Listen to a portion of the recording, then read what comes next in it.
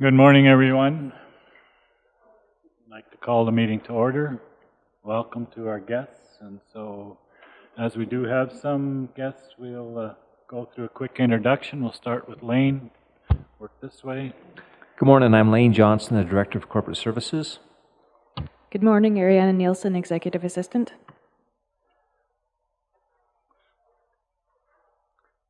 Good morning, Ellen Unra, and I represent the area around the village of Rosemary. Morning, Wayne Hammergan, Division 4, which is Scandia, Rainier, and Bow City. Good morning, I'm Kelly Chrisman. I'm from the west side of the county, Division 6. Good morning and welcome. I'm Kevin Stevenson, County Administrator. Good morning. I'm Molly Douglas, and I come from the northern part of the county, Gem Finnegan area. Good morning. My name is Clarence Amulon, and I live in Rolling Hills and chair MPC. Morning, Brian DeJong, and I represent the area around Dutchess. Good morning. Anne-Marie Phillipson, Patricia area. Good morning, Tracy Fife, and I have Division 5, which is west and south Round Brooks. Good morning, Huey Kellen, Tilly area, Division 2. Good morning, Lionel Just. I'm Division 10, which is north and east of Brooks, around the city. Good morning, I'm Haley Winder, and I'm an assistant planner for the County of Newell. Good morning, I'm Maria Jackson, and I'm the supervisor of planning and development. Hi, I'm Shanna Lee, the development clerk.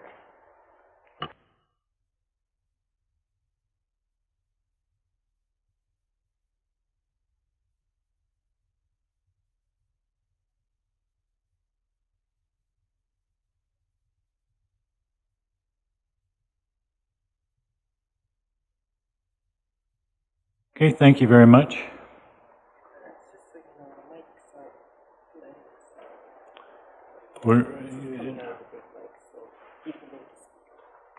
Okay, can you hear me? I've heard that there's some problem with the mics, so if everybody just make sure you talk into the mics today. There's no one needing to be excused from the meeting. We from our last meeting on November the 21st. They were circulated. Lionel? I'll move acceptance as circulated. Lionel moves as circulated. Any discussion? All in favor? That is passed. Are there any post-agenda items? Seeing none, can we have an adoption of the agenda? Kelly moves. All in favor? That is also passed, and then we'll go on to our first subdivision. Haley? Good morning, Mr. Chair. Before MPC this morning, we have resolution for subdivision 2019-0-123 for the public service subdivision of Area A, Plan 971-2203 within the northwest quarter of 1917-12 west of the 4th Meridian to create one new parcel which has been fragmented by a separate title by subdividing a 0.28 acre or 0.115 hectare portion of the existing title, and we recommend that that be approved subject to the following. Reserve can be taken in two ways. The 10% reserve requirement pursuant to Section 661 and 666 of the MGA be provided as money in lieu of the land on the 15.86 acre at market value of $4,000 per acre, approximately $6,344, with the actual acreage and amount to be determined by the County of Newell at the final stage. Or that the 10% reserve requirement pursuant to the MGA be deferred by caveat on the residual parcel to be created with the actual acreage to be dedicated being determined at the final stage. Conditions, the first two are typical conditions for the payment of outstanding property taxes and the option to enter into a development agreement. I would like to draw your attention to condition number 3 and condition 4 concerning access for the residual parcel. Condition 3 states that the access easement for legal access through Lot 1, Block 16, Plan 1011152 to Area A, Plan 9712203, shall be provided for the proposed parcel before final approval of the subdivision. A copy of the signed easement agreement is required by the subdivision authority. Or the legal access be established as decided above or through the consolidation of Lot 1, Block 16, Plan 10112 or 52, with the gaining access through Road Plan 1353 EZ with the consolidation, pardon me, of the residual parcel with the parcel to the south. This is, it sounds like this is what's going to be happening with the sale of the land, so that's an option as well for access. So the reasons are it's compliant with the South Saskatchewan Regional Plan and the Land Use Bylaw, and it is suitable for the proposed use. Informative, we have information from Alberta Transportation regarding the access if you'd like to read further into that, but the access is covered by either of those two conditions which you choose. If you have any questions, please direct them to me. So open the floor to questions. Boy, it's silent. Yes, Brian. I guess I need some clarification. I think I understand what the purpose is of creating this, but could you maybe review that? I don't think it's the details are a little sketchy, I guess, as far as what we're trying to accomplish. In terms of the access or in terms of the whole parcel? Okay. Why the subdivision from that parcel? Okay, absolutely. Thank you for the question. Currently, the parcel is in two parts. They're separated from that kind of hockey stick-shaped parcel that's in between. Thank you. The ponds are no longer in use. They are actually surplus ponds, so they're not useful for the county at this point. There's been interest in purchasing them, and they're going to be made. This applicant is hoping to make use of those ponds. So we're just trying to accommodate them in the best way that we can, keeping it close to the original use of the land, keeping the ponds there, and then making it kind of a new use that's useful for this applicant. And allowing for that access is hopefully going to make it a popular destination. So we've got, that's the water plant that we're taking out there. All that land right now is county land, correct? So the easement is basically keeping a road that's already there? Yes, so the easement would be required because that, again, the parcel that's splitting the two county ones, this one, thank you, Maria, that's actually not owned by the county. So we would be required to gain an easement access from a different landowner to continue to use that access for the plant that is the proposed subdivision lot that's shaded out on that image right there. So is the EID the owner of that? The EID would be the owner is, no, the EID is not. It's the Newell Regional Services Commission. Good. Yeah, owns it's good that the chairman doesn't even know that that's our land. It's a complicated one. Okay. Any further questions? Hubie. I think in the future their plans are for a campground and stocking them ponds with trout, right? Yeah. Okay. Are you ready for a motion? I am, I think. Lionel? I'll make the motion to approve this. And now, okay, just one question. Are we going with money changing hands, or are we going with the second option where it's postponed?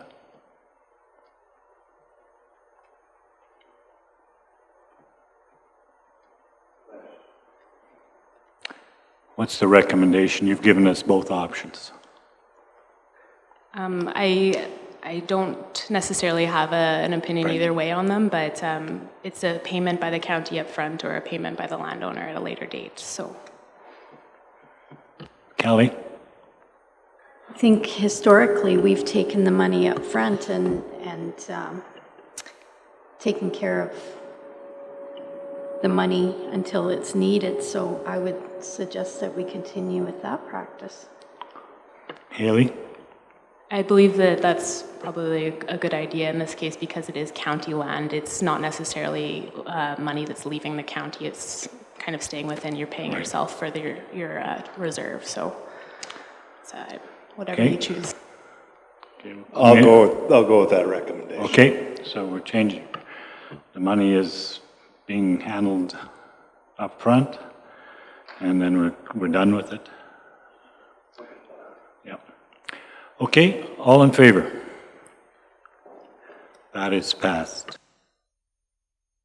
Moving on to development permits. Shanley? Development permit 2019088 is the application to establish a mobile wild game trimming and processing business. The business involves a 1-ton cube van that's been equipped with meat cutting tools and gear inside the back of the van. The applicants will travel to the customer's location where the animal will be ready to be trimmed, finished, and packaged. All remnants from the animals will be left on site. The van will be cleaned and stored at the owner's parcel. The applicants have received approval from Alberta Health Services for the facility and are in compliance to operate throughout the province. There was no issues or concerns from staff. There was no response from adjacent landowners. We're recommending approval with conditions, and Mrs. Mayan is here to answer questions.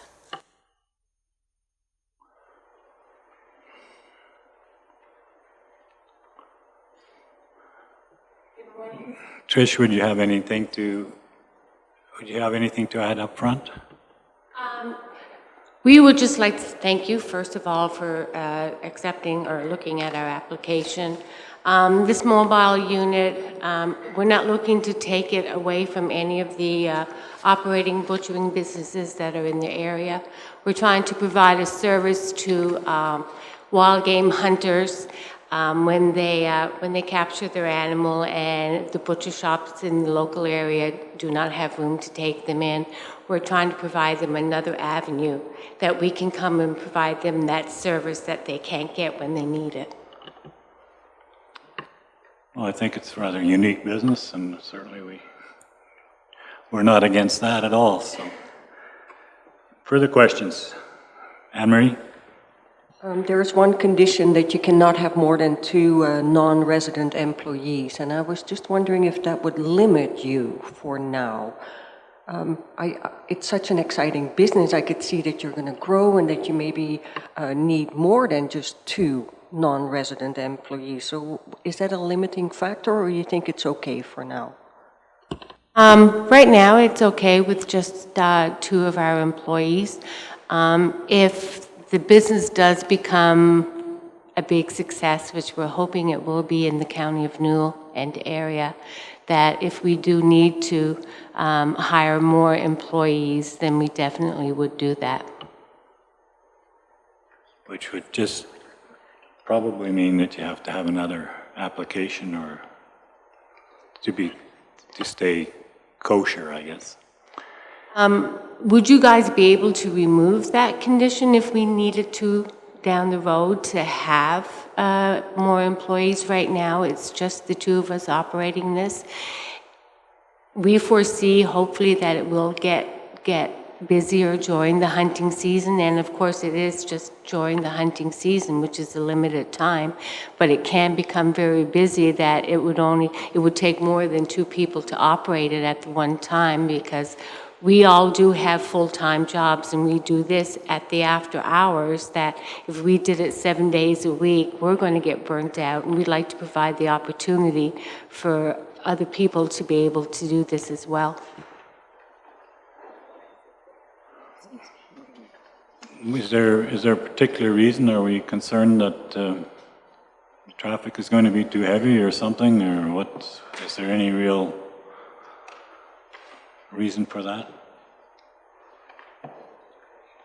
If I may, I'm just going to consult the land use bylaw to make sure the numbers are correct for how many non-resident employees that you can have. But if it does exceed the number in the land use bylaw, there may be some concerns that traffic could increase on the road, but that can be addressed at the secondary application.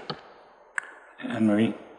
It's a mobile business, so the only thing that would happen at your property would be the cleaning of not even the animal, but the truck, if I understood it right. So then the next condition would be if there's any intensification, then that must be reported. So then I'm thinking intensification on the site, not necessarily with the mobile unit. So I don't know why we would limit it to 2. Say that again. Say the last part again. Okay, the last part is the condition number B states that no more than 2 non-residential employees. But then C says that if there's any intensification of use, it must be reported to the development officer. But because it's a mobile business, the intensification of use would only affect if there's something on the site itself. Right. So I'm okay with making a motion that we, we could maybe leave C in, but we'll take B out. Well, no, that doesn't make any sense either, does it? No, that's why I was laughing. Yeah, I know where we're... Trace, I'll let you comment. So if I read condition B, that there are no more than 2 non-resident employees. So if the owners are 2 people as employees, then 2 non-resident employees would be 4 people. Is that correct? Okay, so then for them to really expand, then they would have more than, so you'd end up with like 6 people. But again, if it's off-site, then does that matter? That's where I'm... Our planners are searching diligently. Yes, Shanley. This is a HOMOC 2, which only allows up to 2 non-resident employees. But a HOMOC 3 is also allowed in single lot ag, which allows up to 5. So this can be, we can change this to the up to 5 and make it a HOMOC 3. Well, let's do that, because just because there's 1 or 2 more people, there really doesn't make a difference, and I don't want them to have to come ask for permission to do that. Is that okay with planning? Yes, Kelly? My question is about, in the C comment, intensification. So that is very discretionary. What are we meaning about that? Does that mean 3 more jobs this month than last month? Is that intensification? That's very discretionary. And it's not going to affect anything. No. We want them to be successful, I believe. I would be okay with leaving B and C off and going to the HOMOC 3. Category 3, say Shanley. Anything as far as intensification, is it? Sorry, no, that's standard for most businesses would have that condition. If they grow a lot, then they would need to keep us in the loop. If it comes another JBS, we'd like to know. Right. But I think we'd approve it. Yes, Shanley. I want to confirm that the motion is that we're going to go with no more than 5 non-resident employees, or we're removing that condition altogether? Yes. Brian? So how, with the cleaning of the equipment and the back of the van, as you indicated in C in the planning discussion, how is that to be handled, the water and the waste that is removed from those instruments and stuff? Like, how is it going to be disposed of or dealt with? We have in our van we took out the 5th wheel from an old 5th wheel that they were depleting it. So we have all of the holding tanks, fresh water tanks. We have the furnace and everything. We have the sterilizer.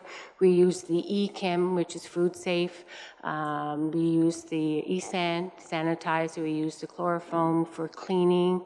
And then all of our waste is disposed of and drained into a septic. Yeah. So the only thing that's going in our drain, because all of the dry disposal, we scrape all of the dead meat that falls on the floor, that gets all cleaned up before any rinsing gets done. That's put in a disposal, and that's at the expense, well, not the expense, but that is the customer goes in with all of his disposal, and he's responsible for doing that. We arrive with a clean truck, we leave with a clean truck. Okay. Kelly, are you okay with just leaving the intensification in as it is now, or not? You're not? You want to make a change to the motion? I suggest that we drop B and C. That's an amendment. Okay. Who made the motion, sorry? Anne Marie. Homework 3 changes it to 5. Is that give enough leeway? Sure. Yeah, Okay. I don't want to be difficult. Yeah. But Okay, Trish. Sorry, I just wanted to clarify that it's only one resident employee. That would be myself. My husband is not an employee. Okay. And we have one non-resident employee at the time. And we're not actually, well, employees, we're the owners, and we're the ones that are operating it right now. It's a three-way partnership between the three of us. And the two partners, myself and BJ Hasper, are both doing the cutting and the packaging. So just to clarify that it's one resident employee and one non-resident. Thank you. Thank you for that clarification. The only thing I think that MPC is saying, if for some reason you needed a few more people working for a short period of time or even for full time, we don't want you to have to come back here. That's all we're trying to clear up. Thank you. And I totally support that. Just a question to Shannalee, is there different in cost, different pricing for home OC 3 permit that we're forcing onto this lady at this point in time versus 2? These bylaw in front of me, so I would have to go check. Okay. No difference? No difference. Jeff says no no. difference. Okay. Sounds good to me. Okay, are we ready for a question with change? Yes? Sorry, Alan. No problem. Just a quick question regarding to C, identification, intensification. Let's say they want to add an extra truck. Then they would have to notify us, correct? That's what number C says, I believe. Shannalee. Yes, they would. That would be intensification, yes. Okay. I don't agree. Like Kelly said, it's open. You know, if you add 10 trucks, yeah, I would call that intensification, but not one. I don't think we're trying to make this more complicated than it is. We have already, yes. Okay, so I'm a little confused though. If we if we go to a home occupation 3, then the conditions of development that are before us, they would not be a part of what we're approving? Or are they still listed so before us we have A, B, and C conditions of development approval, but we've said that going up to home occupation 3 would change more than 2 non-residents, so that would be a different condition. Is that correct? And then is it under home occ 3 that intensification must be reported? So that's where we need clarification.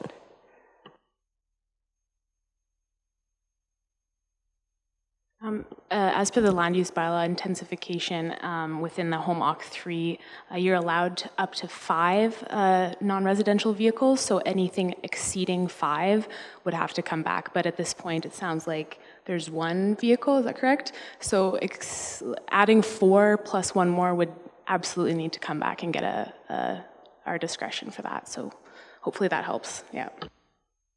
Changing it to 3, it gives a lot more leeway. You don't have to worry about being offside fairly until you really change things. So, is that understood? Okay. Are we ready for the question? All in favor? Good. Well, thank you. I'm not going to ask too many more questions because they're sure to complicate things here on the table. Thank you very much. You're very welcome. And good luck to you. Thank you. Second one. Shanley. Okay. Development permit 2019089 is for the installation of a previously lived-in RTM dwelling with an attached garage and deck. They're not requesting any variances. The existing shop was approved in 2015.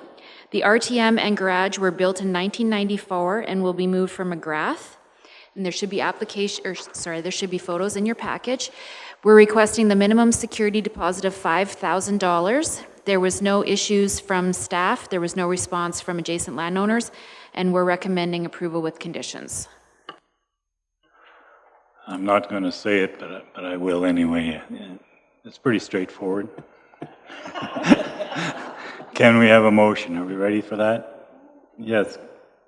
I would like to make that motion for approval. Thank you. Any further questions? All in favor? Thank you. Okay, third one. The third and fourth applications are for the same landowner, and Mr. Retzlaff is here to answer questions. 2019090 is to approve an existing animal shelter with a variance to the setback.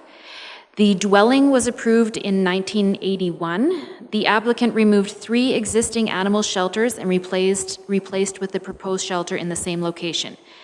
The county doesn't have any records of when the original shelters were constructed. They were on the parcel when the current owner purchased the land in 2014. He's requesting, a 91-foot variance, bringing the 100-foot setback down to 9 feet.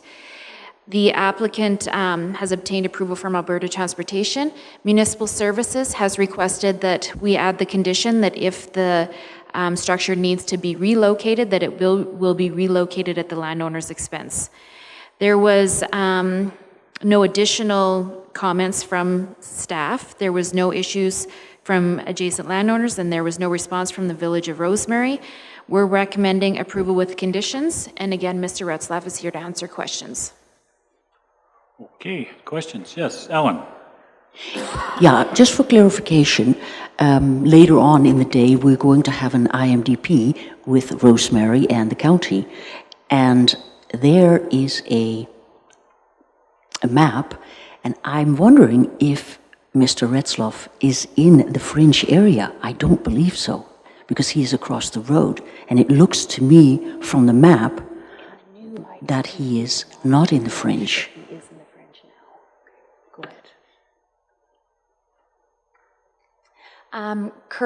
Currently, the area is zoned fringe based on our municipal development plan because we don't have an IMDP with Rosemary. But when we do adopt that IMDP, he will not be in that fringe area because it's 1 mile around, half a mile, pardon me, and so he's just outside of that boundary. Okay. Alan? And there's just a little clarification on the E, must be a typo. E, conditions of development approval. It says 9 feet is not 28 meters, it's 3 meters. I'm sure it's just a typo under E, conditions. And with that, I'd like to make the motion with conditions. Alan made the motion with conditions as represented by staff. Callie? So my concern, my question is, why do we have setbacks if we are not going to follow them?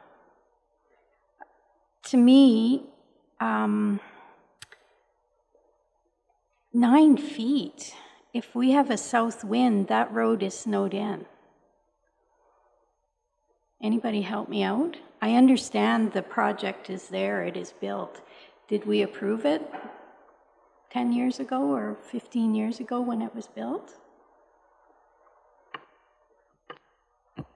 There is no record of when the original 3 structures were built, but with them being agricultural buildings, I'm guessing that they never came to the county to start with. So these, the land use bylaws put in place for the honest or for the forthright, the ones that come forward to get the rules? I'm just struggling with this big time because a south wind, that road is snowed in. So we're causing ourselves a closed road.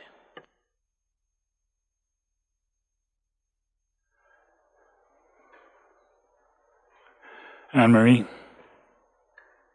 I'm also a little surprised that Public Works didn't have more comments, except that if there's operational issues, then the owner has to move the building at his own expense. But now we are in a position that we can make that decision to prevent future problems, because that's awfully close to the road. And we had an issue not that long ago where in Division 8, a family had to remove their buildings because of an operational issue that came up. Sorry, excuse me. So this is a situation that we're really trying to improve ourselves on and work together as a department with landowners, and education is probably the biggest thing here. Our land use bylaw tells people that agricultural buildings are exempt from needing permits, and sometimes maybe not enough understanding and education is done with people up front, and they figure they're just going to go build an agricultural building, they'll build it anywhere they want. They don't understand that they still need to meet the points in the land use bylaw, the setbacks from property lines, the setbacks from other structures, so on and so forth. Now this animal shelter was actually discovered by our manager of operations, Terry. He was out in the field and sent me a picture, said, what's going on, right? We discussed this internally, and as far as a new structure that was never there, I would personally not recommend approval of it. We contacted the landowner, he came in, we did some education, tried to help Mr. Retzlaff better understand, and not saying he doesn't understand because this situation was here when he purchased the property, from what I understand. But we need to get education out there and help people better understand where they can and can't build agricultural buildings, where they can and can't site pivots, that they can't build things on road allowances, whether they're developed or undeveloped, and we're making a really big push to increase that level of education. This current situation, you're right, a south wind and it will cause drifting.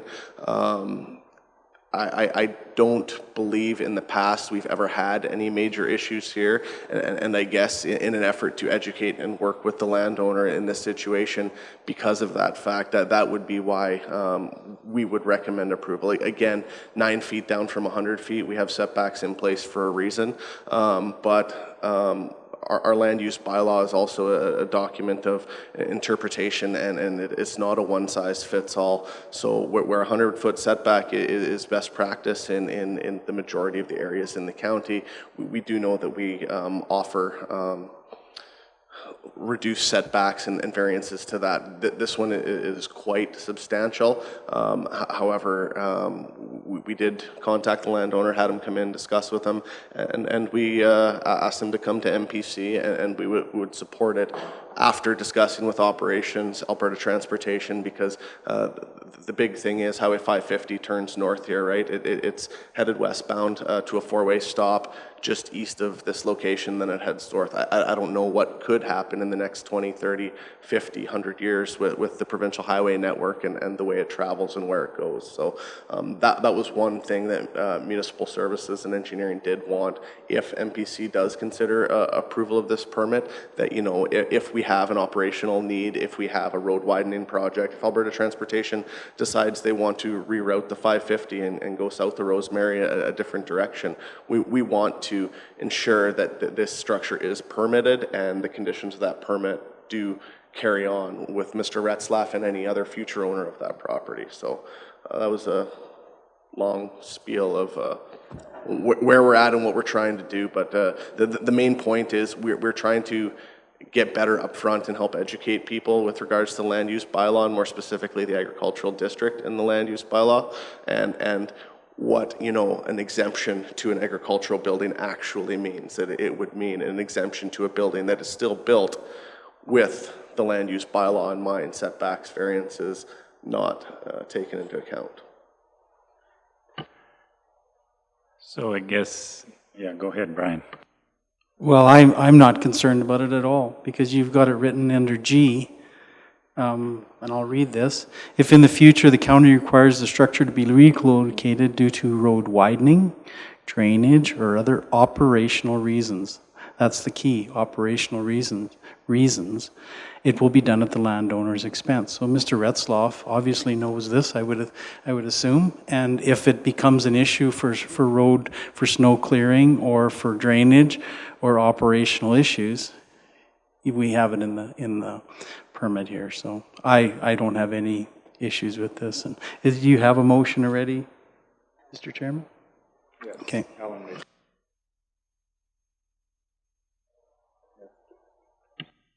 Just on top of that, you know, we're making a big push in education, and education comes along with working with people and helping facilitate things as well. Helping people facilitate development and help things being built out in the county also goes a long way to helping people come back and obtaining future permits and doing things in the future correctly, right? Every piece of information we can get to Mr. Retzlaff and people in his same situation are going to make them know that we are trying to facilitate the development and we aren't throwing up brick walls or red tape or anything. We're trying to make things happen, but we're trying to work with them and make sure things are documented and done correctly in hopes that they'll come back for their next permit. And if they're unsure, that they come back and ask the question whether a permit's necessary or not. Trace? Well, I'm still kind of struggling with this a little bit, and I feel for the landowner because he's purchased this property and this building is there. But it's such a huge setback. Like, to me, if it was only a 9-foot variance, then to me that's a little more acceptable, but it's huge. And unfortunately, sometimes we get into these situations where it's no doing of our own, but we have to deal with it. So I know it says in there that down the future it could have to be moved. I don't know. It's just such a large variance that it's... I'd like to make a comment here. When we ride around our county, and if we were to have 100 feet for anything to be developed in our agricultural area, that half that yard is gone. And there's hundreds and hundreds and hundreds of yards in our county that have trees, that have not so much buildings, but certainly trees and shrubbery that probably have the same effect as a building. We have to be discretionary. And Brian has already gone through it saying, hey, if we have to move it and if it becomes an operational problem, and yes, if the road fills in all the time, maybe we have to move the trees, maybe we have to move the building. But this isn't an isolated case. And like Jeff says, if you want people to come in and you want them to be aware of what it is, you can't just say, move that building because, you know, maybe once every 2 or 3 years there's a snowdrift behind it. You know, is it the building that caused the snowdrift, or is it the trees in the corner? You know, and we don't. I don't think we yet have anything in our bylaw that says we can't plant trees in that area. So, you know, let's use some common sense. The bylaws are there because if it does become a problem, we can deal with it. It's like that in many cases in life where there's a law that's there. You really don't enforce it unless it becomes a problem, and if it is a problem, then it's dealt with. those things are there all over the place. So let's not get all hung up on a small building sitting there that's been there for who knows when, and give the variance if we have to. It's very clear that if it causes the problem for the municipality, that it's the landowner who's responsible, and let's get on with life. Anne-Marie. Could we add a recommendation to staff to maybe look at the setbacks when we review our land use bylaw, that we make some changes there? Because this will come back again. Mr. Chair, the other thing that I think you need to do is put a permit process in for all buildings. It can be a no-cost permit, but you should have permits for everything so that you make sure that people are aware of what they're building. And if it becomes a cost issue, then just do a zero-cost permit. Alan? And just to make you aware, I've lived there for a long time, and there were 3 structures there before, so there's only now 1. And I've driven that road many times, and I've never noticed an issue when the 3 agriculture structures were there prior, and I'd never heard of a problem. And perhaps Mr. Retzloff can add to that. Yeah, I've lived there since 2014, and I've never noticed. I drive down the road every day, and I've never encountered drifting or anything worse. Perhaps where the trees are there, and from this picture, like that's the shed is 4 feet. Like that picture is dated. The shed is moved in from the road from there, but it's 9 feet. But that picture, the existing one there is only 4.5. That is shown in this photo and was removed. But Kelly? Well, through the chair, I appreciate your comments, and I also appreciate Jeff's response, although it was lengthy. No, I'm kidding. I appreciate the attitude, and I agree wholeheartedly, and I also like Kevin's suggestion, so I'm ready for the question when you are. Thank you. Anything further? All in favor? That is passed. We are on to 9090.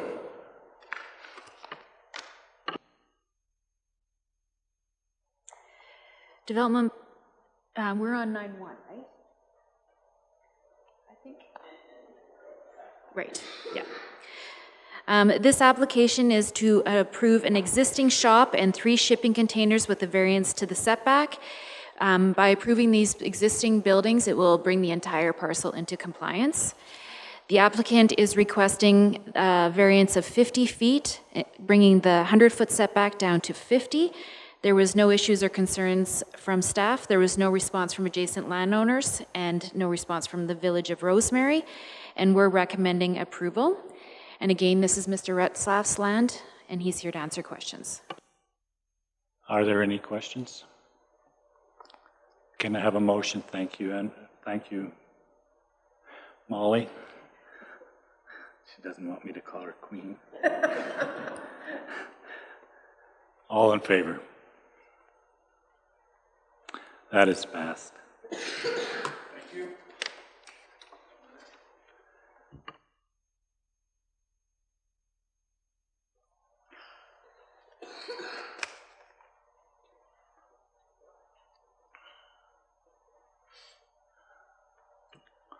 Go ahead, Channelie. Application 2019092 is for the approval of an existing single-family dwelling with an attached deck and a detached garage with a variance to the setback. The applicant obtained an approved development permit in November of 2007 for a single-family dwelling and an attached garage. However, the applicant did not attach the garage, and the dwelling did not adhere to the setbacks for that approval, so he's come back to get another approval. He's requesting an 8-foot variance to the side yard, 6-foot variance to the rear, and variance to the distance between the buildings of 2 feet, bringing the 10-foot separation down to 8. There was no issues or concerns from staff. There was no response from adjacent landowners, and we're recommending approval with conditions. Brian? I'll move. Brian moves approval of the variances of the existing buildings. This one kind of bothers me, but I think that the tape must have shrunk in the rain or something when he put the buildings up. I'm not sure. But anyway, we're not in the habit of having people rip down buildings, so I'll call the question. All in favor? That is passed.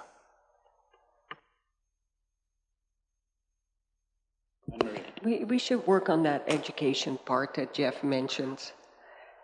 You know, we got to do better, so stuff like this won't happen too often.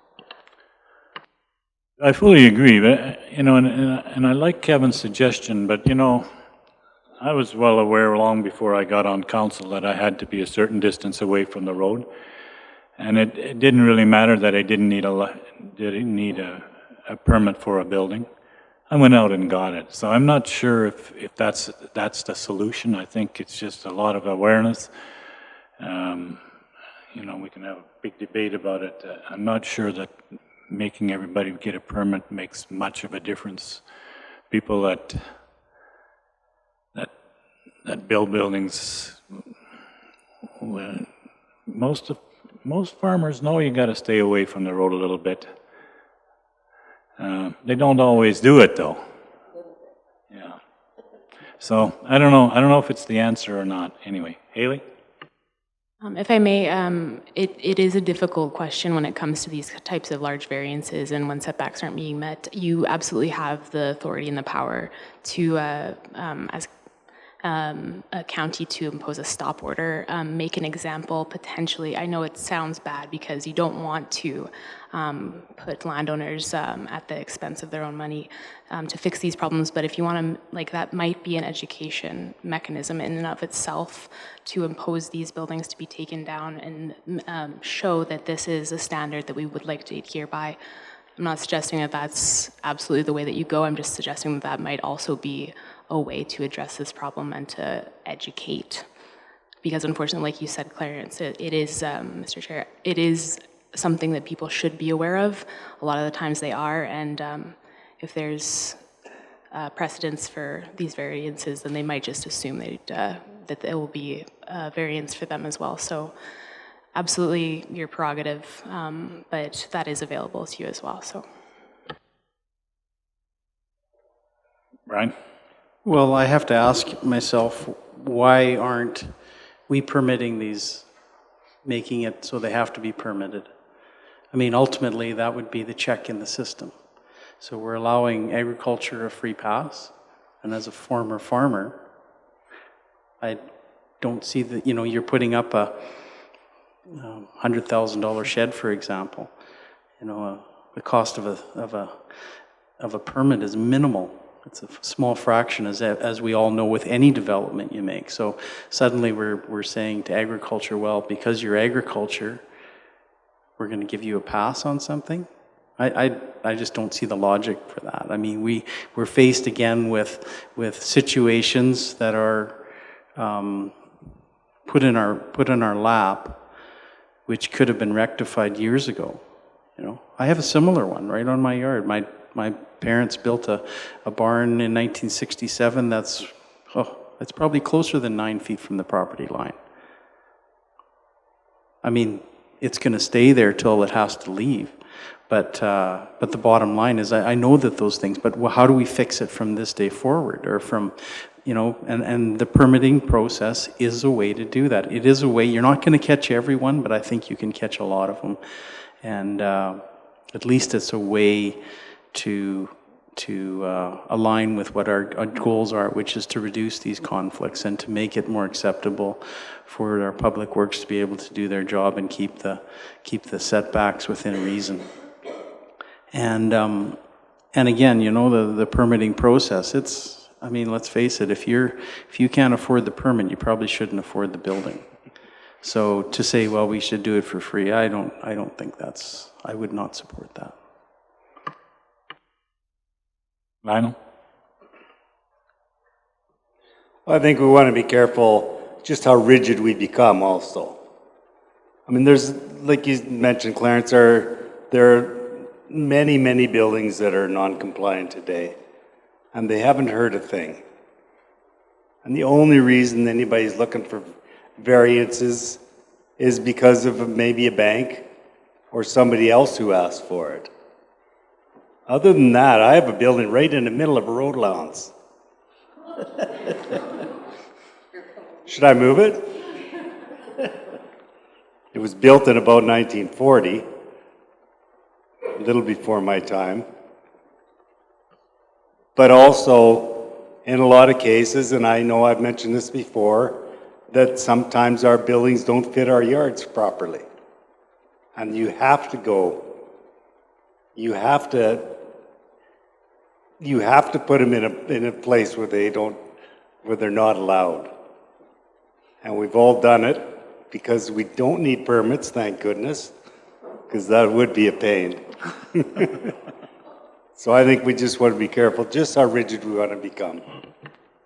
I think we've got into question period here, but anyway. Trace.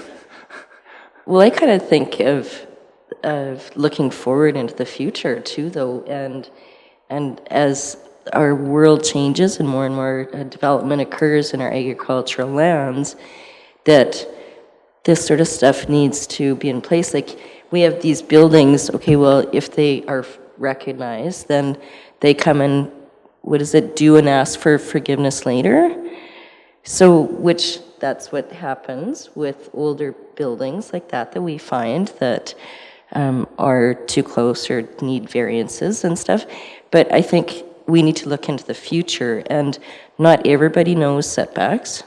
So if we can have something in place that can prevent having more and more of these cases in the future, then as we get construction now, then we prevent it in the future. So I think this is a great way to go.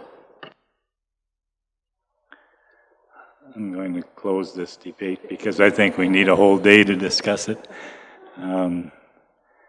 I know I have friends up in Lacombe who have built dairy barns in the middle of a quarter because of rules and regulations.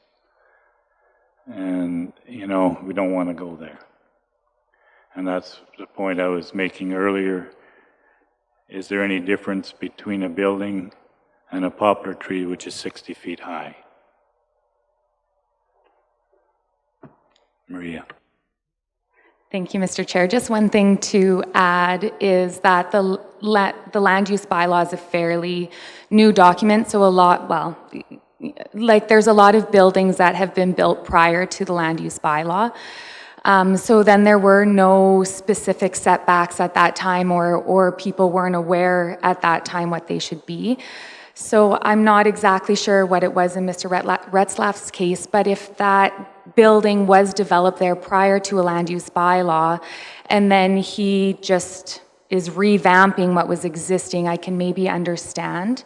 But our department is working on educating. Shanley has come up with a really great pamphlet, and we're trying to make the process easier.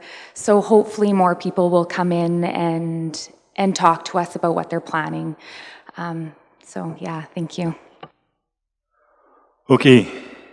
Anything else for question period? Then I think I'll adjourn the meeting.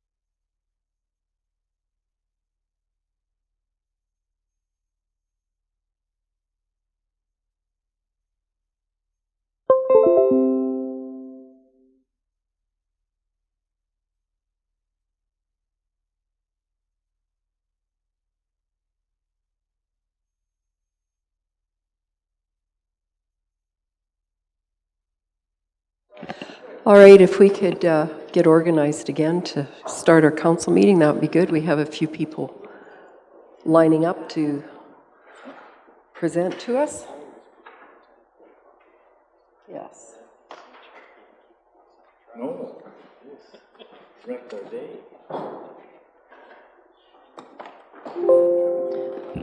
Cole, if you want to join us at the table, please.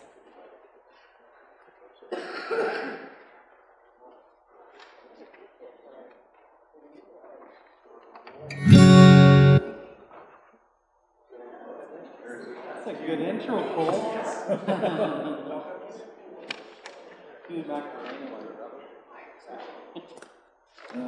Just got it.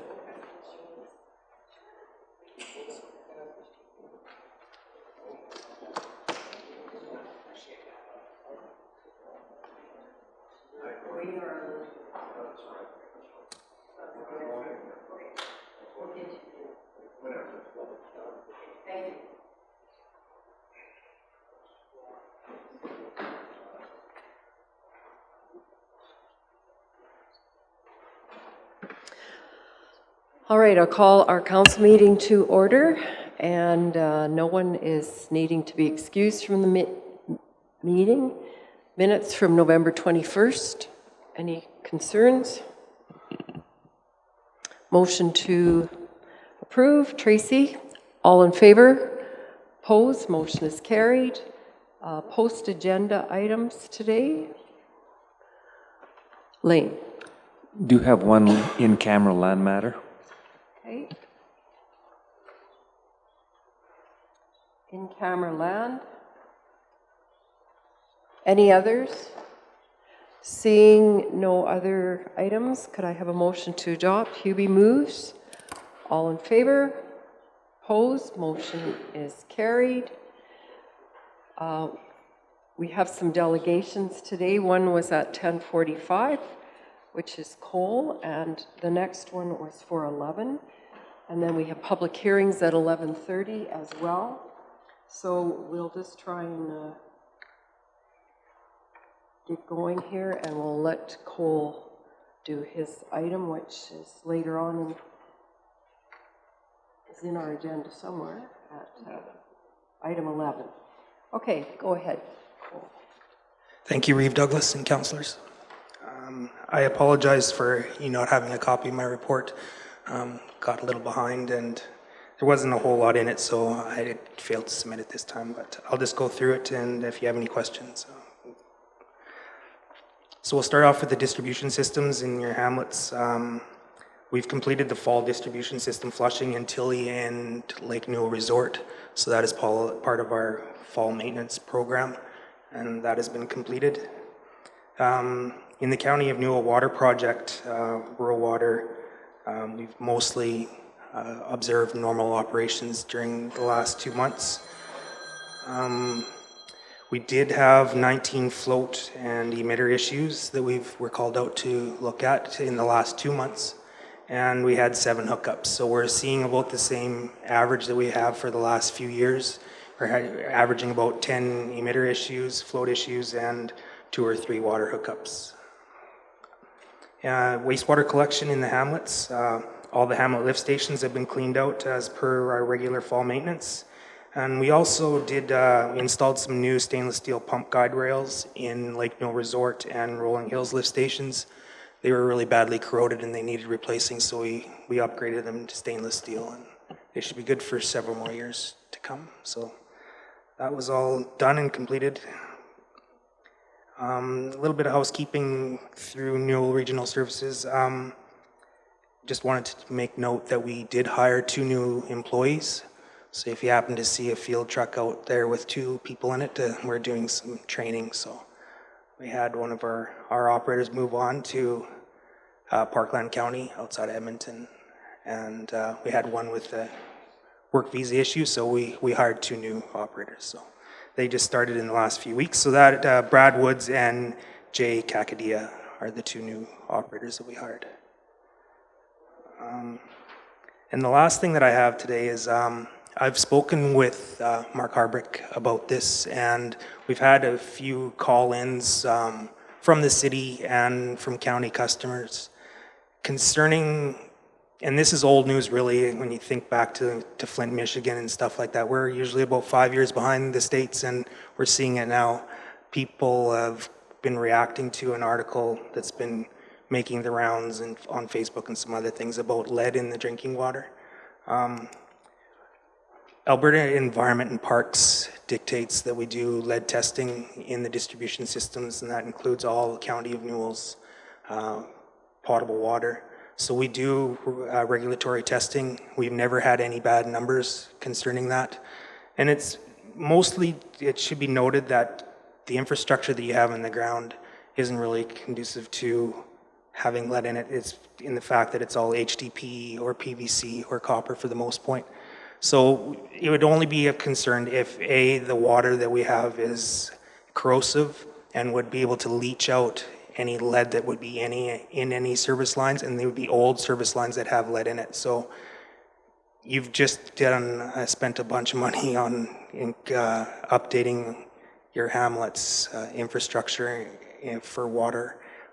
So like I said, PVC, HDP, stuff like that. So it's not a big concern, but people read an article, they phone in. So I've talked with Mark. We've come up with basically some information for them, a question and answer sheet that was provided by Alberta Environment and Parks, as well as just to let them know that we are conducting regular routine tests of the water, both at the water plant and in your distribution systems. So I think we've got everything covered so that everybody has the information that they need, and that's all I have on that. I just want to let you guys know, so if you have any customers come to you personally and ask you questions, that you can always come back to us to get a little more answers. So that's the extent of my report for today. Thank you. Thanks, Cole. Appreciate that comment and information about the lead as well. Any questions, Clarence?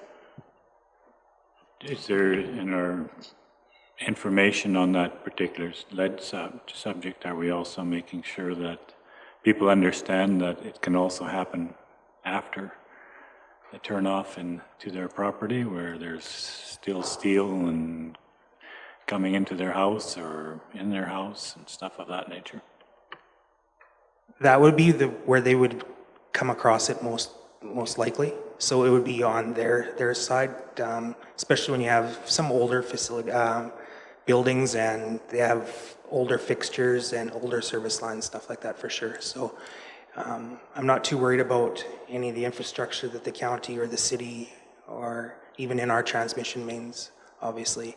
And our water isn't conducive, really. It's not going to leach out these leads, so I don't really have an issue with that. But you never know. Sometimes you can have a difference in pH, or there could be an issue if there is some old lead. But it's mostly you'll find it'll be on their property in their houses or buildings that they've put up. So that Alberta Environment document would help them kind of identify and things to look at, and they can also get third-party water testing by any accredited lab in the province. So if they were really concerned about it, they could get their own testing done as well. Other questions for Cole? All right, seeing none. Thank you, Cole. Oh, sorry, Wayne. I'm just bringing this up because I went and had coffee with some guys in my senior group, and they've got a complaint. First of all, when they're in Rolling Hills having coffee, your guys come in and check the water. They don't say hello or anything, and they're a little upset over that. Another thing is, they're saying, why are they driving 3/4-ton trucks when a little Ford Ranger or something would be cheaper on gas? So the first one, I don't think you can do much about. Second one, why do we have big trucks when we're just going around checking water? I have a very good answer to both of those, and they both fall on me. So like I said, we were a little short on staff. I went out and did some field work, and I don't do that very often. I was in my 3/4 ton truck and I didn't say hi to the people in Rolling Hills. So both those things fall onto me. I just don't know anybody in Rolling Hills. All our other operators, they know them very well and they say hi and they're very friendly. I was a man on a mission, so that's all falls on me. Sorry about that. And as far as why I have a 3/4 ton truck, we do use it every once in a while for when we say rent a scissor lift or have a trailer, stuff like that. Most of our fleet is half tons with V6s, fuel efficient. Mine is an exclusion to that. Okay. Thanks, Cole. All right, seeing no other questions, we will let Cole escape and, I'd like to go to Cole's defense. We were short-staffed, and he stepped up to the plate, and he had lots to do. Besides visit. So, I think, anyway. Yes. Thank you, Wayne, and thank you particularly, Cole. All right, Brian and Lana, please join us up at the table. And this is our 11 o'clock delegation that we have put behind schedule a little bit, so we'll get right to it. And we'll do some introductions around our table, and that these people, I was going to say these ladies, but the gentlemen and ladies that are here are for the public hearing, and so I will do some introductions now, and I'm hoping that we won't have to do that again if someone else shows up. But anyhow, we'll start. I'm Molly Douglas, and I chair the council meetings because I'm reeve of the greatest county around, the county of Newell, of course, next to Cypress. Lane. Lane Johnson, the Director of Corporate Services. Ariana Nielsen, Executive Assistant. Good morning, Ellen Unra, and I represent the countryside around the village of Rosemary. Wayne Hammergan, Division 4, which is Scandia, Rainier, and Bow City. Good morning. I'm Kelly Chrisman. I'm from Division 6, which is the farthest west side of the county. Good morning, I'm Kevin Stevenson, County Administrator. When I got the mic, I got to share a story quickly. Brian was a Regina Pat. I was a Pat Canadian. About 1980-81, I think he had 160 points plus 3 full games in the sin bin. 3 full games.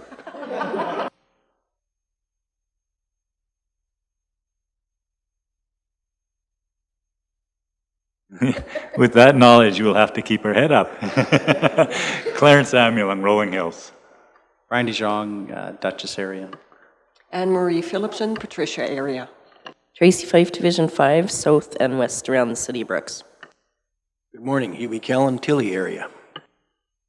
Good morning, Lionel Just. I'm Division 10, which is north and east of the city of Brooks.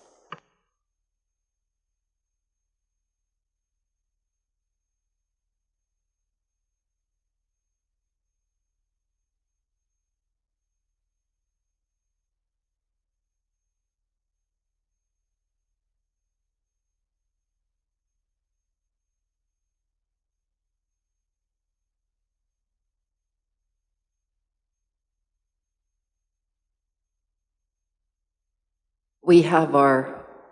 I'm Sandra Stanway, Brooks Bulletin. So take it away. You guys can tell us about you and your CBT update. Thank you. Good morning. Okay. Thank you for having us, and good morning, Reeve Douglas and members of council. I'm Lana Hogan, Executive Director of Canadian Badlands Tourism. And I'm Brian Varga, the President of the Canadian Badlands and also a councillor with the City of Medicine Hat. We're going to start with a video, if that's okay.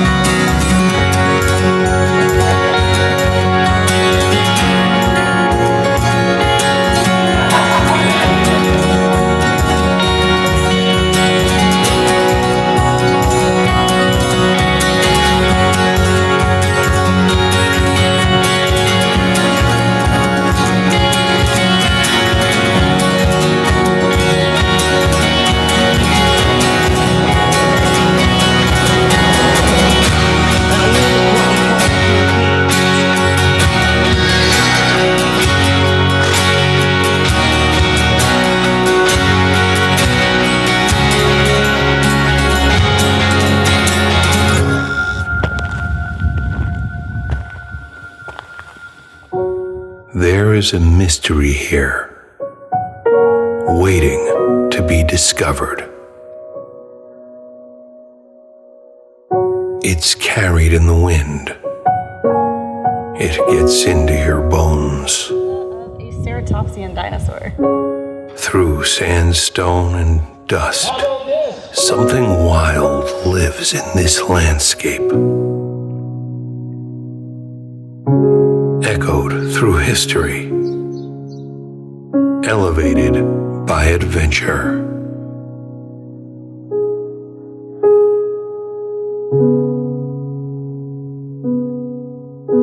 It's the spirit of the Canadian Badlands.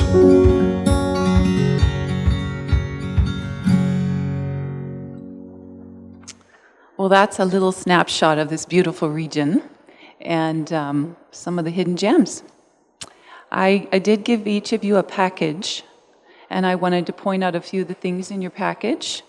There's often questions asked about the Canadian Badlands and what we do and who we are. So we have a Q&A sheet for you to refer to, and that's in the front right part of it. Behind that is what we call our benefit sheet, and it outlines some of the projects that we do. It talks about our marketing, our vision, and again, just some good information for you. We have our map that we keep printing because there was about 13,000 of these downloaded from our website and printed from June to August this year. And we also put them in the VICs, the Visitor Information Centers around the Canadian Badlands. And on the left, we have our AGM brochure from March. So in case you weren't there, it gives you some information. We always showcase the place that we've been or that we are for our conference at that time. The next conference is in Strathmore, March 2020. We hope to see you all there. I think you have the save the date. I hope you do. So watch for the information coming out on that. There's a few new things happening with Canadian Badlands. One is we're working on a travel guide. It's called an experience guide, actually. It's going to be digital in 2020. And so watch for that. It will be on our website. We won't be printing any this year. We're going to see again how many are downloaded from the website, and we'll take it from there. But it's going to be very long. It's going to showcase the entire almost 100,000 square kilometer region. And yes, watch for that information, as well as we're putting out a pay-to-play. So if you'd like to buy a marketing package or do something extra, you can do that. Now, the way that we get your information and market your area, the County of Newell, is through ATIS. So that is the Alberta Tourism Information System. I'm sure your administration knows about that, what that is. That is through Travel Alberta, and a year and a half ago we integrated our websites. So Travel Alberta and Canadian Badlands websites work together. The other thing I wanted to talk about is the Destination Marketing Fund. We are setting that up this year. And if anybody would like some really detailed information, I did leave some packages with Ms. Nielsen, and you can read about it. In a nutshell, we are doing what a lot of hotels have done and destination marketing organizations. And the reason is we are a regional destination marketing organization. We have 61 members this year. We have a new member, Carmen Gay, in 2019. Another potential member looking to join us in 2020, but I can't reveal who that is yet. So we are going to hotels, and we are working in the Brooks Newell area currently, and asking them to collect 3% on their rooms. And that money goes into a bank account that is looked after by an accountant separate from the Canadian Badlands accounts. And 2% of that money comes back to the community in which it's been collected from. The other 1% goes to our regional marketing campaign. We want to grow our marketing campaign to $1 million. It's currently about 200,000 for the entire region. We had Waterton join us this year, which is great. It's not in the Canadian Badlands, but they see how well we do with our marketing and they wanted to join us. And so the Destination Marketing Fund is going to benefit everyone, every community, and whether you have hotels that can collect it or not, it's going to benefit the whole area. So that's a few of the things we're working on. If I might add, so I want to put my 2 cents in here, because at our AUMA conference this year, I had the opportunity of actually asking our new minister, Tanya Fear, a few questions, and whether she knew about the Badlands and how important the Badlands are to the Alberta economy and in tourism. And she promised me that down the road she would get in touch with us. It's been a couple months now already since that's happened, so I'm going to be the advocate, and I've sent a letter of support out to you guys to ask for a letter of support so that we can be our 61 strong. Mr. Stephenson, you know that the team is very important, and in the Badlands it's no different. We have 61 members in this shareholder group. That's a big deal. This is one of a kind in Canada, actually, in Alberta, in Canada, that we have 61 communities that are involved in the Badlands. So we've got some advocacy that we can do here. We can put some pressure on the minister and ask him for more money. We're working on that. I know it's a slow process with the budget that they have now. Tourism, as a matter of fact, is a $10 billion business every year in Alberta. So tourism is huge, right? Whatever you do in your community, it usually brings in people. And if you do anything extra in the community, it usually brings in people. And by bringing in people, it creates an economic impact that's huge. Just going back to what we're saying about economic impact, it's huge to the whole region. In Medicine Hat, when we hosted the Under-17 tournament, which was a couple weeks ago or 3 weeks ago, the economic impact was $4 to $6 million just for our community and the surrounding community, which is our friends to Cypress County as well. And it's funny that they're here today, so I can give the spiel to them also, and hopefully we can have a meeting with them down the road too to talk about the Badlands. So it's very important. So I hope the letter of support comes from you guys also, so that I can send it on to the minister.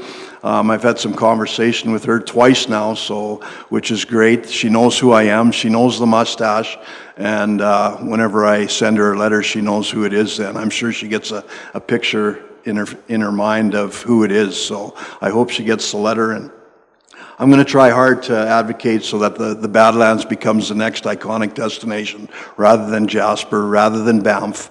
People are not always wanting to go there. Once they've seen it once, they want to go somewhere else.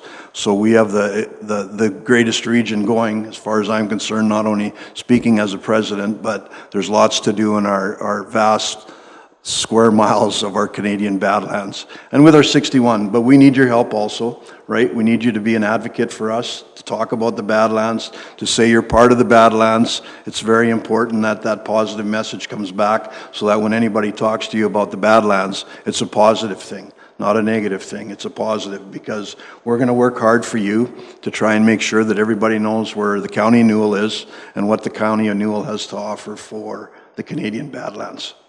Information has to come from you, and then we just we send it on to the next person so that we can market you to the best that we can. So we thank you for letting us come and talk to you about this today. And I don't know if you have anything to add. Just, we're honored to have Councillor Phillipson on our board. Yep. And Sorry. we have 9 amazing board members from the entire area, of course. So it's always good things coming down in the future for the Canadian Badlands. I appreciate your support as a shareholder. We'll try and do our best, whatever we can, to promote your region. But again, it comes down to, we need to know what some of your specialties are, what your niche is, so we can pass it on to our people to market it and bring more tourists to your... And of course, you got the Bandits. That's one of the biggest things that you guys got in the near to here, even though it's in Brooks. The Bandits are a big deal in the Canadian Hockey League. So kids actually come here to want to play in Brooks. So it's a good thing. Sports tourism is huge, so which is part of what the Badlands does also. Speaking on that, being part of that, because we have a Medicine Sports Council, I think sports tourism in Canada is $8 billion also, $8 to $10 billion a year. So whenever you host anything in your community, there's some economic impact coming to you. So whenever you can host a tournament, do anything like that. And we need to know that those things are going on, some major events. I know you have the rodeos and different events that come in here, so we need to know that too, so that we can promote that as well on our website. So hopefully we give you a snapshot of what we're all about, how passionate we are. You just have to ask Anne-Marie how passionate some of our meetings are and some of the direction that we get and we start going on. So it's an exciting time. It's going to be a hard time, but it's an exciting time for tourism in Alberta right now. So thank you for giving us the time to speak a little bit. Yes, thank you. Is there any questions? Thanks, Brian questions. and Lonnie. Yeah, questions? Ellen? You mentioned the focus on the new DMF for the Canadian Badland hotels. How will the DMF affect our local DMF? Can you tell us a little bit about that? Do you have any hotels that are actually in the county? Yes.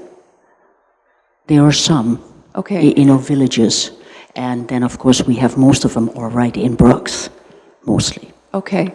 The way it works is we have approached every single one of them, from Bassano to Dutchess to, and in Brooks and in the county. I just couldn't remember if there was any actually in the county, but they've all been approached, they've all been asked if they would do this. The next step is that we are going to present a contract to them and see if they'd like to join us. From there, a committee is formed.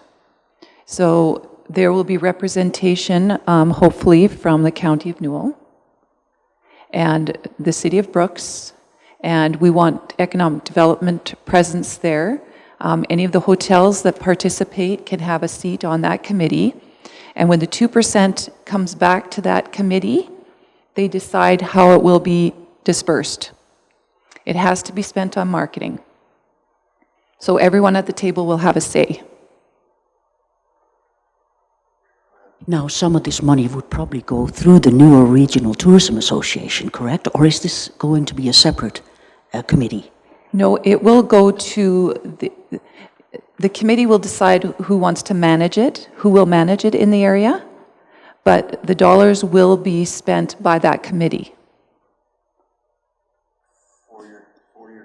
For your DMF will be part of that, right? It'll go back to them, and then they can decide what they want to do in the marketing campaign. Mm-hmm. They can do their own marketing campaign. They can jump on board with our marketing campaign, whichever way they want to spend that money that comes back to them. So they're charged a fee by the hotels, that 3%. You see it in every hotel that you go to, wherever you spend some time. That marketing fee is there, or the tourism levy, as they call it. So this money comes back to you directly. It's kept in an account, and it comes back directly to you, and you can do what you want with it, right? So. And we are not approaching the hotels that are already collecting a destination marketing fee, such as Heritage Inns. Heritage Inns and Kinalto Hotels are huge supporters of Canadian Badlands. And the current regional marketing campaign that we have, a lot of it comes from their DMF funds. That's why we're trying to get the other hotels on board, so we can make that a bigger campaign. The government's asking us to be sustainable in the future, right? It's coming less and less money from the government, so the more we can do to try and fulfill that need for them, the better it is for us. And really, without the government, things run a lot smoother. So we're trying to become as sustainable as we can so that we can do things the way we would like to do them and back into the 61 communities, and hopefully it works out down the road where we become that, right? Where we can look after our own funds with our shareholders and make sure that we're marketing what we should be marketing, and not an overall case from Tourism Alberta or the government of Alberta where they're shortfalling us on funds. So. I enjoyed how you snuck that in, Brian. Anything else? All right. Well, thank you. Thank both you. of you, Lana and Brian, for coming and giving an update on it. These are interesting times because council certainly are looking at how money is being spent, and sometimes groups like yours definitely come into the discussion, so it's good timing. Appreciate your time given to all of the good work you do, and as you said, we're honored to have Anne-Marie on our council, so you're honored to have her on yours too, so perfect. Thank you.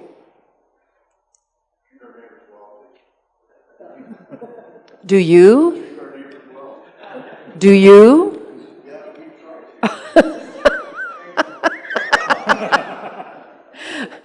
Remember, we rurals are, you know, the brotherhood thing, sisterhood, yeah. Come and ask us for money?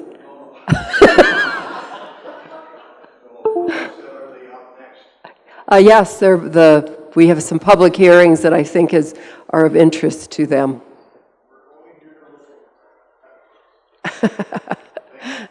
You're welcome. We got to keep having fun. All right, we have a public hearing that we need to begin, so I'd entertain a motion to move into a public hearing. Anne-Marie moves that motion. All in favor? Opposed? Motion is carried. And so we'll hand it over to our staff to talk about this. It's the Cypress County. One is first. And we do have some new people that joined us. And I'm thinking maybe we should do a quick round of intros again. While we're getting the information working there, we'll go around the room one more time, and I do some introductions. So we'll start with Lionel. Good morning, Lionel Just. I'm from Division 10, which is north and east of Brooks. Good morning, Hebe Kellan, Division 2, Tilly area. Good morning, Tracy Fife, Division 5, south and west around the city of Brooks. Anne-Marie Phillipson, Patricia area. Brian DeJong, Dutchess area. Clarence Amulin, Rolling Hills. And I'm Molly Douglas. I'm the Reeve, and so I get to chair our council meetings. Welcome, I'm Kevin Stevenson, County Administrator. Good morning. I'm Kelly Chrisman from the west side of the county, Division 6. Great deal. Good morning, Wayne Hammergan, Division 4, which is Scandia, Rainier, and Bow City. Good morning, I'm Ellen Unra, and I represent the countryside around the village of Rosemary. Good morning, Ariana Nielsen, Executive Assistant. Lane Johnson, the Director of Corporate Services.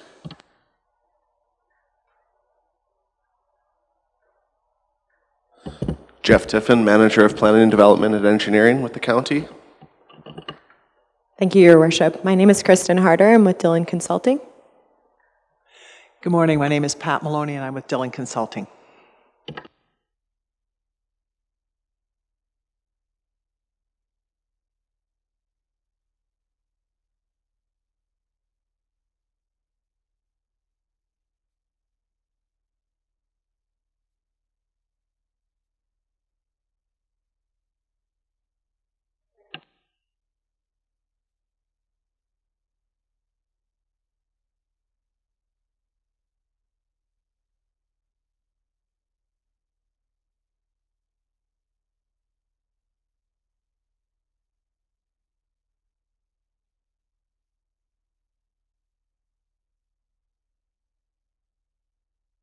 All right, we'll hand it over to Dillon Consulting to bring us up to date on things.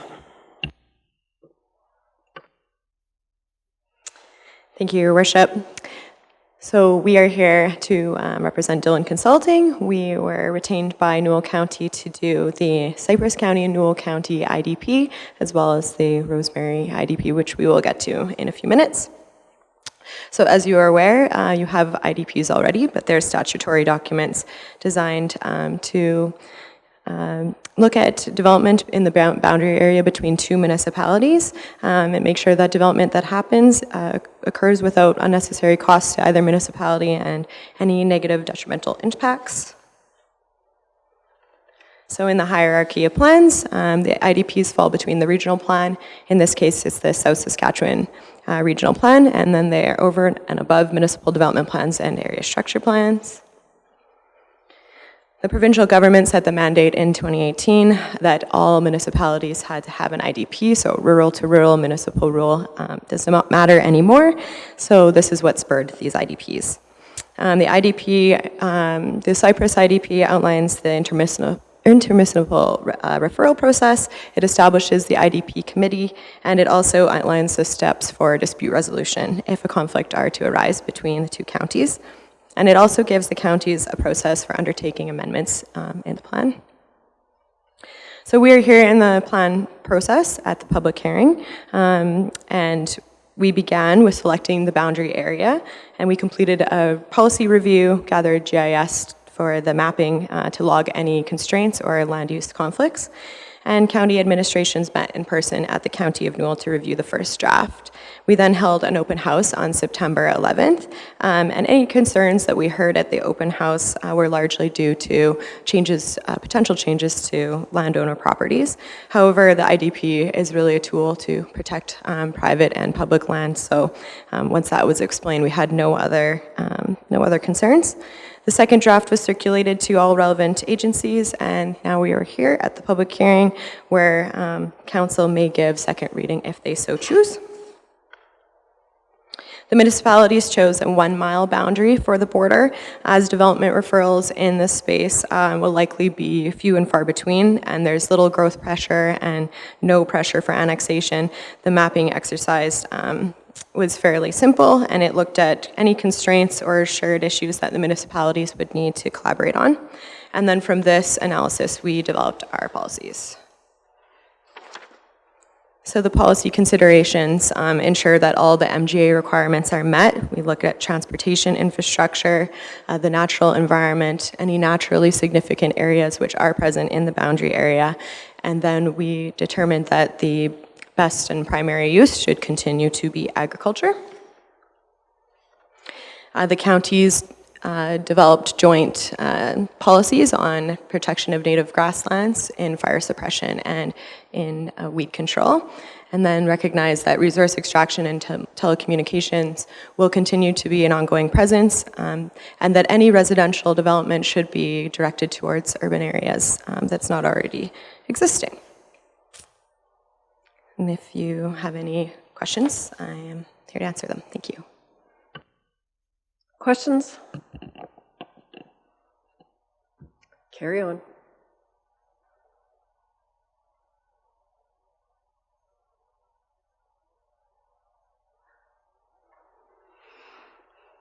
Good morning, Your Worship and Council. The intermunicipal development plan for the village of Rosemary was a unique situation for Rosemary. They did not, at the time, have a municipal development plan. Being a small community, the legislation did not require municipalities under 3,500 people to have statutory documents such as a municipal development plan. With the legislation change, the process for Rosemary included the adoption of a new municipal development plan as well as the development of the IDP. So for the intermunicipal development plan, we did hold a public open house jointly for the village's municipal development plan and the IDP, and the village has now adopted their municipal development plan, has held a public hearing at which no one attended, and there were no comments or questions, and second reading of the IDP has been given by the village of Rosemary. This is a little bit of a different IDP in that we have identified both the IDP area and a potential future annexation area. The village does not assume that an IDP boundary is automatically annexation area. They have taken a smaller portion of that and identified that for their future growth. So the actual IDP boundary is a half mile from the existing boundary, hamlet or village boundary, pardon me. The blue hatched area is the area where the village anticipates the best direction for future growth.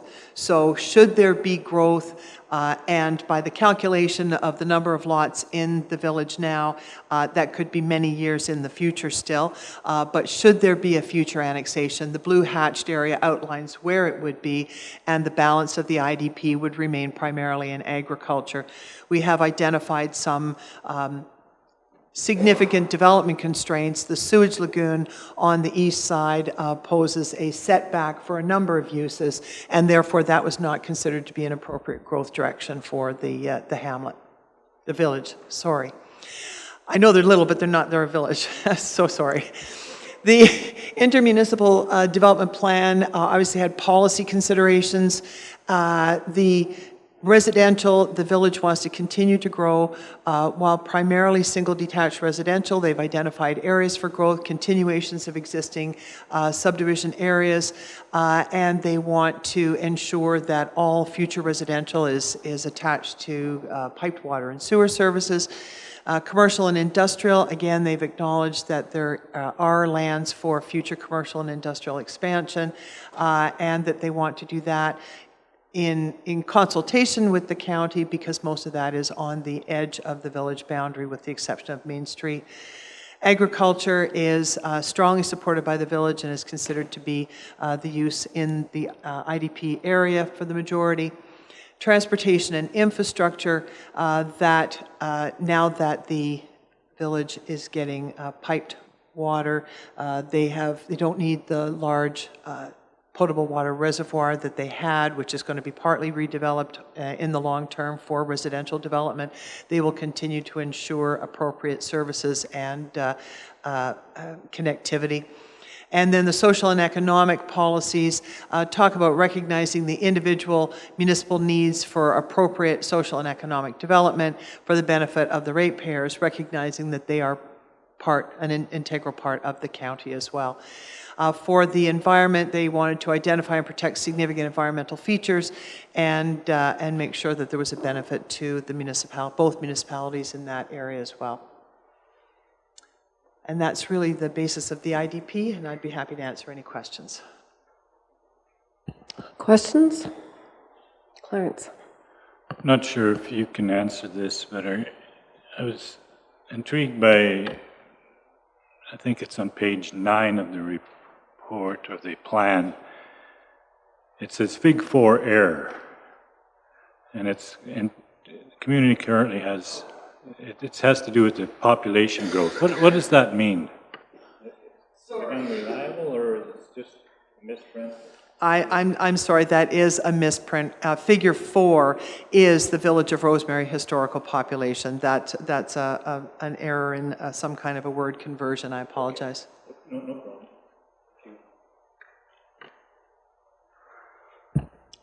Ellen? Yeah, just for clarification, we keep saying that it's a half-a-mile boundary, correct? But the photo that you showed earlier of the map, what was the reason again that we go larger? Because that's more like almost like a mile, correct? No, it's through the chair.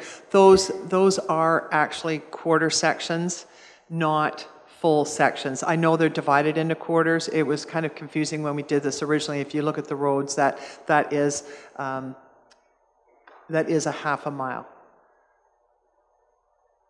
Yeah, I realize those lines show they're more the legal subdivision lines, but they are quarter sections.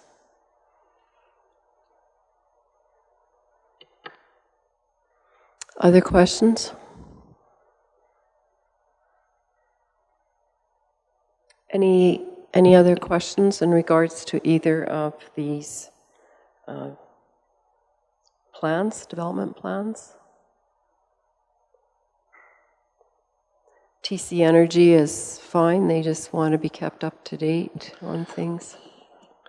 Yeah, I think so. I mean, obviously in this area, the oil and gas activity and the facilities are quite abundant, and trying to show them on an 8.5 by 11 map is very tough. So we have got back to them to let them know that their infrastructure is depicted there, and you know, any applications or anything going forward, we'd look at it definitely much closer on a much more in-depth scale. Perfect. Anything else? All right, we have a motion to move out of public hearings, please.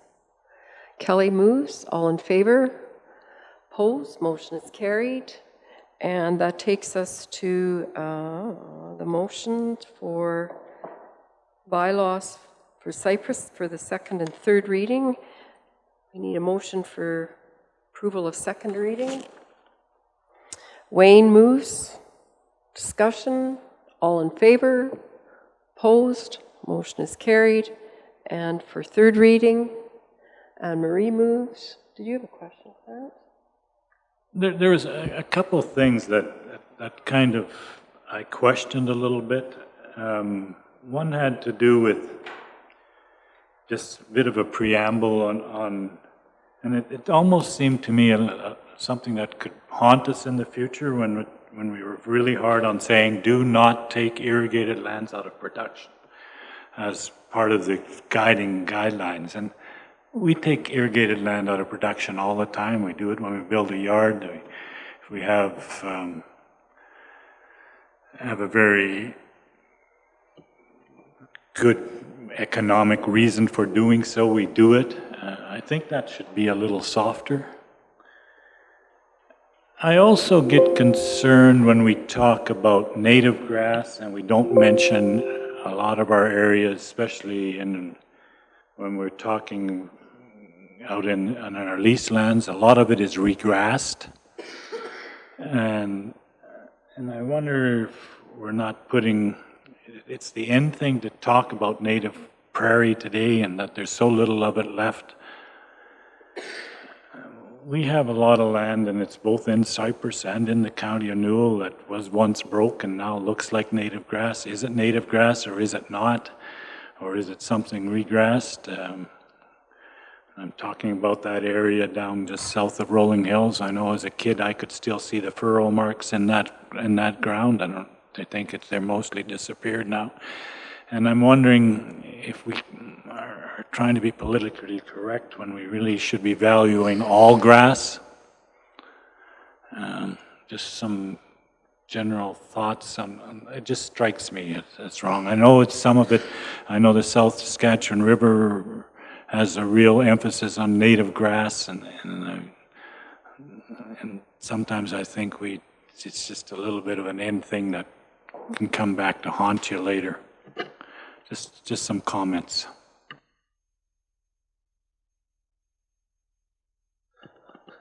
We're talking about the Cypress IDP here. Obviously, I just can't find the portion about taking agricultural land out of production.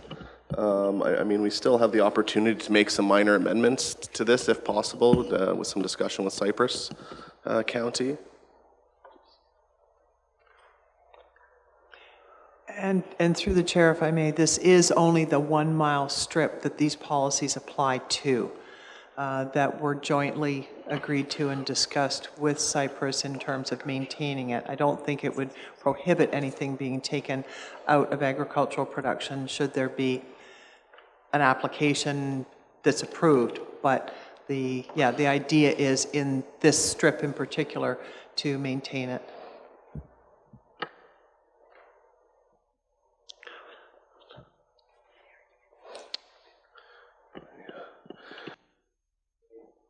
I do see that point in the plan preparation portion where it says definitely do not, and I agree that is a pretty strong word. And if the recommendation is to make that a little bit softer, we could definitely have that discussion and you know, bring it back for a third reading.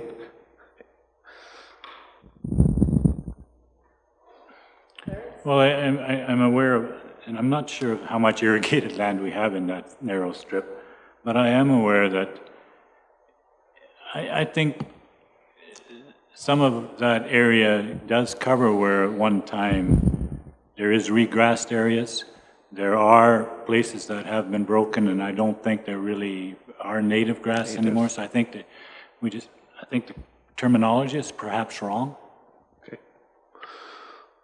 So would the direction be to take a look at these 2 points, the irrigated land, which I agree there's very little in the area, a very small portion at the south end, and also to look at the native grass and the terminology used there, and maybe be more inclusive to all grasslands would be something that should be considered?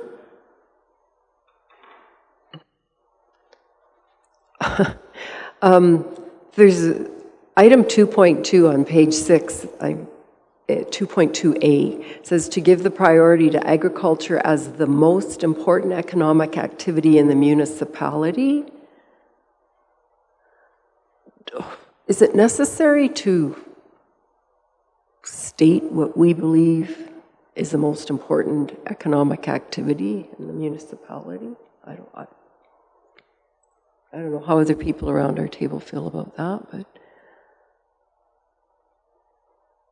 would we say that has been of recent? I mean, are we saying that now because of the slump in oil and gas, or have we always believed that? I call it the most important historic activity, but I don't know. And this is sort of nickel and piddly stuff, but as Clarence points out, I don't know.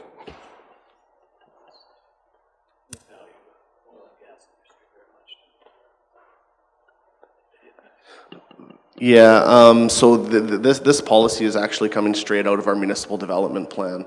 In the section we're speaking of, where the municipal development plan is first and foremost to promote and ensure the preservation of agricultural lands and that whatnot. So to amend this would mean amending the MDP. So maybe that's where we should be starting with that type of stuff. Perfectly reasonable if that's the direction we want to go, because we will need to make amendments to the MDP to facilitate the linkage between the new IDPs as well. So, I mean, if that's some direction that we want to go with, we can definitely take a look at how that's worded in the MDP and maybe change it in this document in discussions with Cypress and Dylan to, facilitate our adoption of the MDP after the IDPs are complete. I'm curious, anyone else around our table? Maybe it's just me. If it's just my concern, then it's not that critical. It struck me also, and it's not that I don't value agriculture, because I do, but we have other things going on, and you want to be careful when you say that, because certainly we have a pretty good relationship with oil and gas industry also, and it's very, very important for the well-being of our entire region and for that strip as well. They are certainly there. So it's, yeah. And this is in the municipality, which I understand if it's out of municipal development plans, that makes sense as to why it references municipality. Others? Lyle? Well, I had a concern with that also, Molly. And I got thinking a little bit more that we have new industries coming in now, solar farms, for instance, that are not agricultural. So I had some concerns with that also. I'm going to quickly correct myself here. Section 2.2 objectives there under the plan preparation where we're talking about, that first section is talking about how it adheres to Cypress County's MDP. So that 2.2A, I believe, objectives would be from Cypress's MDP. If you go down further to page 7, number 2, County of Newell Municipal Development Plan, agricultural objectives in there, that's what would be stated in the county's municipal development plan. Page 7 at the bottom. So the county recognizes agriculture as the priority land use in rural areas is the first point under there. So it's kind of saying the same things with a little bit different terminology. Again, something that we can look into altering if that's the direction. Just me not giving third reading to the bylaw today, which is perfectly okay.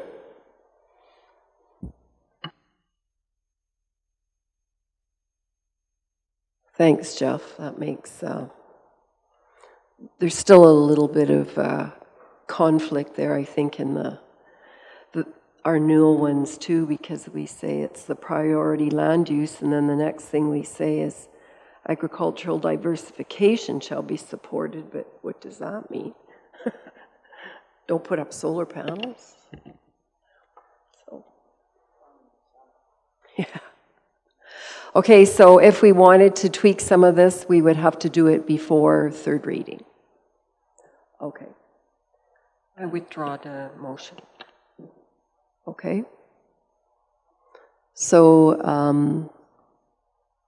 Anne-Marie's withdrawn the motion for third reading, and so can you take a look at a couple of these little items? Okay, sounds good. So then on to the Rosemary.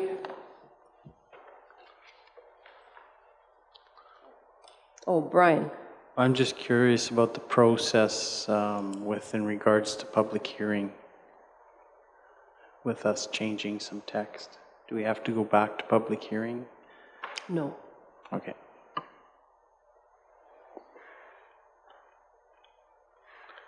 On to the Rosemary one then. Yes, so the Rosemary IDP remains unchanged from what was previously presented to County Council for first reading. It was presented for first reading to the Village of Rosemary Council on November 7th, and they held their public hearing on November 13th. And I believe they've also provided second reading, but not third. So they wanted to wait to see what came out of the public hearing here at the county, as well as any other comments or small amendments that might be necessary. All right. Are we ready to make a motion for second reading? Ellen moves second reading. Discussion? All in favor? Opposed? And for third reading? Kelly moves. Discussion? All in favor? Opposed? Motion is carried.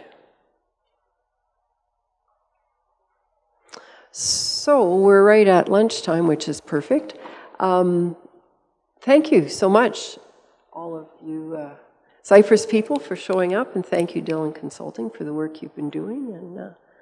And Richard, do you have any elected official comments that you want to make? No, I think we're very glad you showed up, and that was great the way we picked that out of there. So it's something that I look forward to. Okay. Maybe you can find some other things we've missed, and we can go on doing this, and you can keep coming back and visiting us for the next 6 months.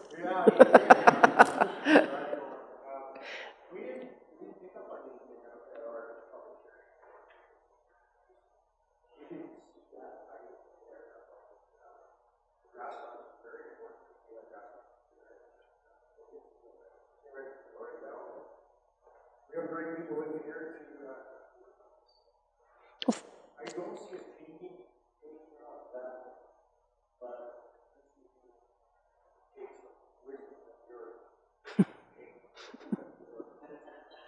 Anne-Marie.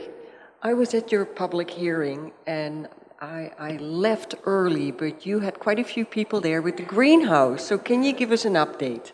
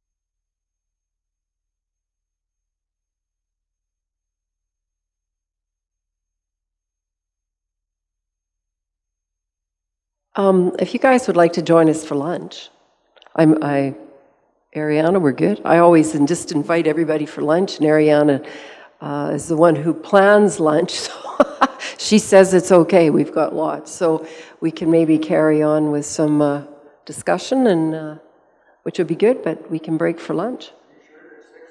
Oh my goodness, no. 6, yes. You all look like you eat a lot, too. Yes, definitely. Join us for lunch, please, just through that door. Perfect. All right. We'll come back at 1, seeing as we have some company. Back at 1?